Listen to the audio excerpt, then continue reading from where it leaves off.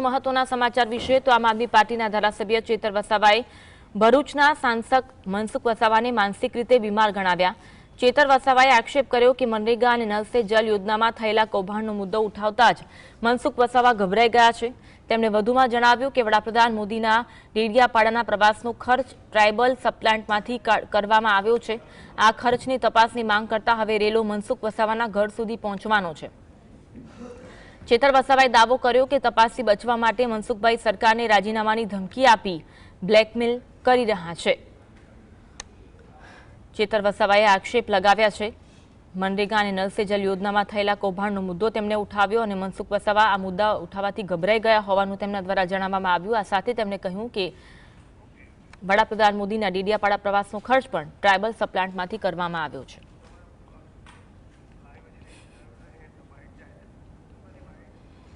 માહિતી માંગી અને મેં તપાસની માંગ કરી છે। રેલો મનસુખભાઈના ઘર સુધી જવાનો છે, એટલે મનસુખભાઈ ડરેલા છે, ગભરાયેલા છે અને રાજીનામું આપવાની વાત કરે છે, સરકારને દબાવે છે, બ્લેકમેલ કરે છે, મજબૂર કરે છે। હું રાજીનામું આપીશ, હું રાજીનામું આપીશ। ભાઈ, તમે સ્ટેટમેન્ટ આપો છો ત્યારે સરકારને, તમારી પાર્ટીને પૂછો છો? તમે આ પ્રકારના પાયાવિહોણા સ્ટેટમેન્ટ આપો છો એટલે મનસુખભાઈ માનસિક રીતે બીમાર છે। એમણે કોઈ મનોચિકિત્સકની સારવાર લેવી જોઈએ અને એમના મનમાં એવું છે કે હું કરું એ જ અહીંયા થાય, હું જ સર્વે સર્વા, હું જ પાર્ટીનો મોભી, તો એવું નથી। આજ અંગે વધુ વાત કરીશું। સંવાદદાતા રફીક અમારી સાથે લાઈવ જોડાયા છે। રફીક, ચેતર વસાવાએ ભરૂચના સાંસદ મનસુખ વસાવાને માનસિક રીતે બીમાર ગણાવ્યા, જે ખર્ચની વાત કરી, આ સાથે મનરેગા અને નલ સે જલ યોજનામાં પણ કૌભાંડનો મુદ્દો તેમણે ઉઠાવ્યો અને આ મુદ્દે મનસુખ વસાવા ગભરાઈ ગયા હોવાથી તેમણે રાજીનામું આપવાની ચીમકી આપી હોવાની વાત કરી। આ સમગ્ર મુદ્દો જણાવશો?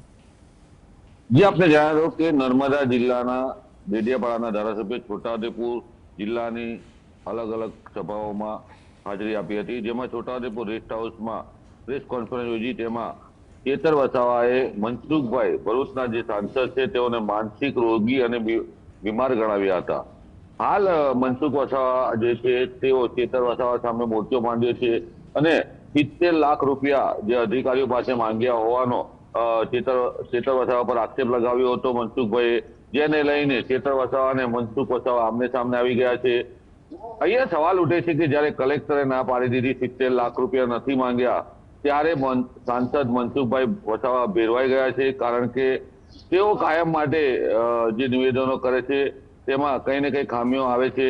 પહેલા દર્શનાબેન સામે તેમણે મોરચો માંડ્યો, ત્યારબાદ જે સાંસદ ફરી ડેડિયાપાડાના ધારાસભ્ય સામે મોરચો માંડ્યો, દર્શનાબેને પણ તેઓ સામે માનહાનિનો દાવો કરવાની ચીમકી ઉચ્ચારી।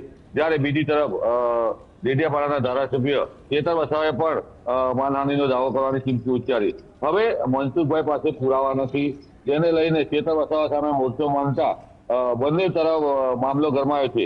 હાલ ડેડિયાપાડાના ધારાસભ્યએ જે આક્ષેપ કર્યો છે કે મનસુખભાઈ માનસિક બીમાર થઈ ગયા છે, તેની પાછળનું કારણ એ છે કે જે તેઓ પર લગાવવામાં આવેલા ભ્રષ્ટાચારના આરોપ તેઓએ જિલ્લા કલેક્ટરને લેખિતમાં ફરિયાદ કરી છે। સાથે સાથે છોટાઉદેપુર જિલ્લાની સભાઓમાં જે આમ આદમી પાર્ટીના ધારાસભ્ય જે છે તેઓએ જણાવ્યું છે કે ગુજરાત રાજ્યમાં 5 જિલ્લાઓમાં કુપોષિત બાળકોની સંખ્યા પણ વધી છે, એટલે હવે મામલો રાજનીતિ ગરમાઈ રહી છે। નર્મદા જિલ્લામાં જે ભાજપ અને આમ આદમી પાર્ટી આમને સામને છે, વર્ચસ્વની લડાઈ છે સાંસદ મનસુખભાઈ અને ચેતર વસાવા સામે, ત્યારે બે યોદ્ધાઓ લડી રહ્યા છે। ભાજપની છબી પણ ખરડાઈ છે, કારણ કે પુરાવા વગર તેઓએ 70 લાખનો આક્ષેપ મૂક્યો હતો અને જેમાં કલેક્ટરનું અને એજ્યુકેટિવ એન્જિનિયરનું નામ લેવામાં આવ્યું હતું। નર્મદા જિલ્લા કલેક્ટરે મીડિયા સામે વિડીયો કેમેરામાં ના પાડી દીધી છે, એટલે મનસુખભાઈ પાસે હવે પુરાવા પણ નથી, કારણ કે જેમનું નામ લેવામાં આવ્યું હતું પ્રેસ કોન્ફરન્સમાં કે જિલ્લા કલેક્ટરે કીધું છે, તે આખો મામલો હવે ગૂંચવાઈ ગયો છે। વડાપ્રધાનના કાર્યક્રમમાં જે ખર્ચ કરવામાં આવ્યો ટ્રાઇબલમાંથી, જેને લઈને ચેતર વસાવા આકરા પાણીએ છે, કારણ કે જે ટ્રાઇબલ વિભાગની જે ગ્રાન્ટો છે અને તેમાંથી ખર્ચ કરવામાં આવ્યો છે। હવે ચેતર વસાવાનો આક્ષેપ ને લઈને નર્મદા જિલ્લામાં તંત્ર પણ ગૂંચવાઈ ગયું છે, કારણ કે આખો મામલો જે છે તે હવે બે નેતાઓ વચ્ચેનો છે અને જેની અંદર 70 લાખ રૂપિયા જે અધિકારીઓ પાસે માંગ્યા હોવાની જે વાત છે તે પુરવાર નથી થતી, એટલે મનસુખભાઈને પુરાવા ભેગા કરવામાં પણ મુશ્કેલી પડશે। ત્યારે ચેતર વસાવાએ માનહાનિનો કેસ કરવાની પણ ચીમકી ઉચ્ચારી છે। સાથે સાથે બીમાર પણ તેમને ગણાવ્યા છે, માનસિક રીતે બીમાર ગણાવ્યા છે, એટલે હવે આખો મામલો ગૂંચવાઈ ગયો છે। બે નેતાઓ આમને સામને છે. અધિકારીઓ પણ આની અંદર ગૂંચવાઈ ગયા છે, કારણ કે અધિકારીઓના નામ લેવામાં આવ્યા હતા. અધિકારીઓ પૈસાની માંગણી કરી હોવાનો આક્ષેપ કરવામાં આવ્યો હતો, પરંતુ તે પણ પુરવાર નથી થતું. બીજી તરફ હવે સાંસદ ભેરવાતા પાર્ટીનો સાથ લેવા માટે રાજીનામું આપી દેવાની ચીમકી ઉચ્ચારી છે. એટલે મનસુખભાઈને જે ઝટકો લાગ્યો છે રાજકીય ક્ષેત્રે, કારણ કે પુરાવા ના મળતા પાર્ટી સાથે રહે છે કે નથી તેના ઉપર તેઓએ સવાલ ઉઠાવ્યા અને સરકાર જો સાથ નહીં આપે તો રાજીનામું આપી દે. પરંતુ મનસુખભાઈ વસાવાની છબી આ નિવેદનથી ખરડાઈ છે, કારણ કે તેઓ જ્યારે ડેડિયાપાડાના ધારાસભ્યો પર આક્ષેપ લગાવ્યો ત્યારે પુરાવા વગર આક્ષેપ લગાવ્યો હતો અને અધિકારીઓએ પણ ના પાડી દીધી છે. એટલે હવે મનસુખભાઈને પુરાવા ભેગા કરવામાં કઠિનાઈ પડી રહી છે. જી રફીક, આ સમગ્ર આક્ષેપોને લઈને કોઈ ભાજપના નેતા દ્વારા કોઈ પ્રતિક્રિયા આપવામાં આવી હોય અથવા તો કોઈ તપાસ થઈ હોય એવું ખરું? કારણ કે નર્મદા જિલ્લામાં જે ભાજપના નેતાઓ છે તે મનસુખભાઈથી ડરે છે અને જિલ્લા પ્રમુખ જે છે નીલ રાવ, તેઓએ કીધું હતું તેવી વાત હતી, તો નીલ રાવ ગઈકાલથી હજુ સુધી સામે નથી આવ્યા. જેઓ જિલ્લા ભાજપ પ્રમુખ છે, જિલ્લા ભાજપ પ્રમુખે પણ પ્રેસ કોન્ફરન્સ યોજવી જોઈએ, કારણ કે નીલ રાવ અને સાંસદ મનસુખભાઈ બંને સાથે મળીને આખો મામલો 70 લાખનો હોવાનું વાત કરી હતી.